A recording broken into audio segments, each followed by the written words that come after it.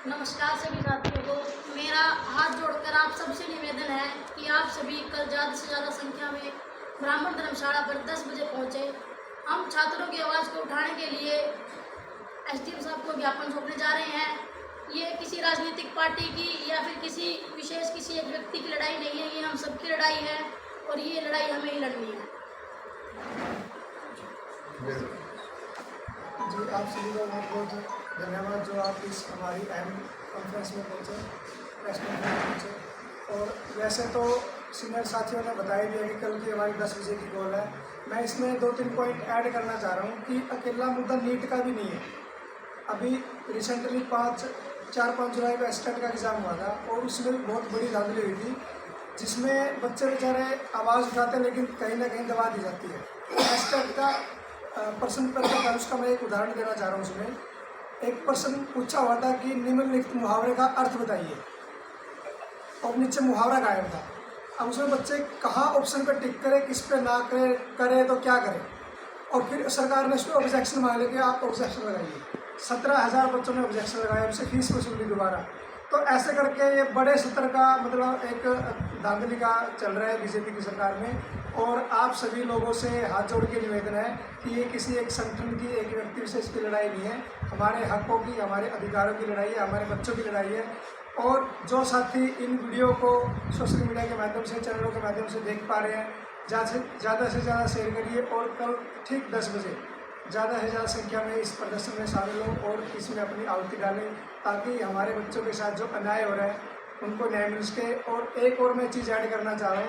अभी साथियों ने बताया कि उसमें पुलिस वाले मौजूद थे जिन्होंने लाठीचार्ज किया, लेकिन कुछ ऐसे पुलिस वाले भी थे जिनके ऊपर नेम प्लेट है, जो SHO, जो DCP रैंक के अधिकारी है, और वो महिलाओं के साथ इस लेवल का व्यवहार कर रहे हैं कि मतलब हमें शर्म आती है कि हम इस देश में रह रहे हैं जहाँ पे एक SHO एक लड़की के गुद्दे में डंडा डालने की कोशिश कर रहा है। हम उस देश में रह रहे हैं, हमें शर्म आती है। और सबसे बड़ी शर्म की बात है कि बीजेपी सरकार इन्होंने ठान लिया है कि भाई गलती चाहे हमसे कितनी बड़ी हो जाए, हम अपनी गलती नहीं मानेंगे। इनका इतिहास रहा है पिछले 12 सालों में इन्होंने एक भी गलती स्वीकार नहीं की है, और ये हमारा दुर्भाग्य है।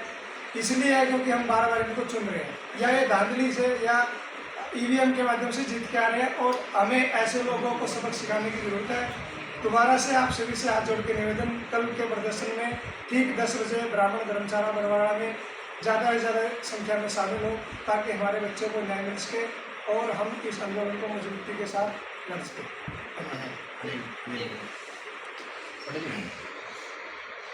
राम राम, जय गौ माता की। भाई मैं प्रेसिडेंट गवर्नमेंट कॉलेज बरवाड़ा, मैं अपने कॉलेज के सभी विद्यार्थियों से भाई हाथ जोड़ के निवेदन हूँ। यह लड़ाई ना तो किसी किसान संगठन की, किसान होगा कोई भी संगठन हो, नैल हो, JJB कोई भी हो, वो अपने खातिर लड़ लाग रहे हैं, ना कि खुद खातिर। आप अपने बालक भी आएंगे, खुद के बेबे भी है, माँ भी है, बच्चों कोई भी खड़ा है, उसकी लड़ाई लड़ लाग रहे हैं। कौन? दिल्ली में सारे बालक बैठे हैं भूखे प्यासे, आपका घर छोटे। आपने 1 घंटा देना है, ब्राह्मण धर्मशाला से SDO ऑफिस तक आना है। 1 घंटा काट लो, 1 घंटा काट लोगे तो अपने जीवन की सारी कमाई आड़ी है, कुछ नहीं। 1 घंटा काट के आ जाओ। और जितने भी अपने कॉलेज में हो, यूनिवर्सिटी के जितने भी हो, जाते भी पढ़ते हैं, पढ़ना है, सभी बच्चों को भाई हाथ जोड़े कहूँ, कितने कॉलेज में प्रेसिडेंट हो, भाई कोई और हो, सारे बड़ा में मोस्ट वेलकम है। सारे हो, आप मेरा खुद का अपने ना किसी का अपना सबका आंदोलन है। इस चीज़ लागू करो और इसको कामयाब करो। राम राम, जय गौ माता। जिसने हमारी आवाज़ को उठाने का काम किया, क्योंकि जो ऊपर की हमारी जो राष्ट्रीय लेवल की मीडिया वो तो बिकी हुई है, क्योंकि वो मुद्दे को दिखा नहीं रही। इस बीजेपी सरकार ने एक बात है, एक मंत्री को बचाने के लिए, चाहे हम किसान आंदोलन का क्या मामला था कि भी 3 कानून वापिस लो, वापिस लिए भी, मगर जब 750 किसान शहीद हो गए उसके बाद उन्होंने वापिस लिए। अब छात्रों की एक मांग थी, वह जो शिक्षा मंत्री है वो अपनी जिम्मेवारी ले, और जिम्मेवारी इस देश के अंदर चाहे जब से हमारा देश आज़ाद हुआ है तब से जिम्मेवारी चलती आई है।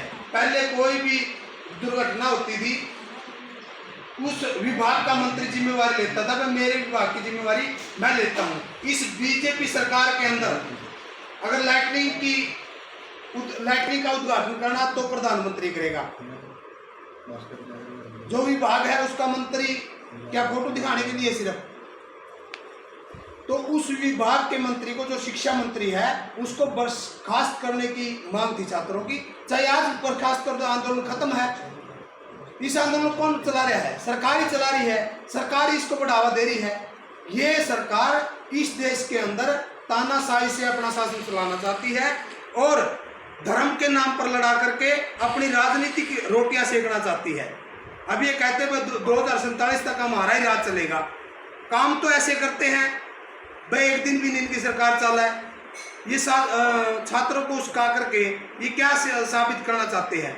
मैं आप चैनल के माध्यम से देश के प्रधानमंत्री से एक निवेदन करना चाहता हूं कि हमारे जो शिक्षा मंत्री है उनका इस्तीफा ले और जो छात्र साथी बैठे हुए हैं उनको वहां से उनका अनशन तुड़वाकर खुद प्रधानमंत्री जी जंतर मंतर पर जाए और उनको समझाए।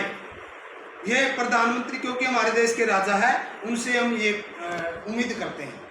और जितने भी साथी इस प्रेस कॉन्फ्रेंस को देख रहे हैं उनसे अनुरोध करते हैं, कल सुबह 10 बजे ब्राह्मण धर्मशाला में सारे साथी इकट्ठे होंगे। ये किसी एक का आंदोलन नहीं है, सबका आंदोलन है। आज हमारे लाठी लगी है, कल आपको भी लाठी लगेगी, परसों किसी और। आपने वीडियो देखी होगी, हमारी माता बहनों को दुड़ा दुड़ा कर पीटा जा रहा है, उनके प्राइवेट पार्ट को दबाया जा रहा है, उनके पिछवाड़े में लाठी मारिया जा रही है। साथियों, क्या हम इतने गिर चुके हैं क्या कि सरकार कुछ भी करेगी हम बोले नहीं गए? शहीद भगत सिंह ने क्या किया था? बोले इन्होंने क्या कसूर था? सरकार के खिलाफ आवाज उठाई थी और उस सरकार को उखाड़ फेंका था। तो साथियों, मैं सभी से अनुरोध करता हूं, सुबह 10 बजे हमारे बरवाड़ा की धर्मशाला में ज्यादा से ज्यादा संख्या में पहुंचे। ठीक है।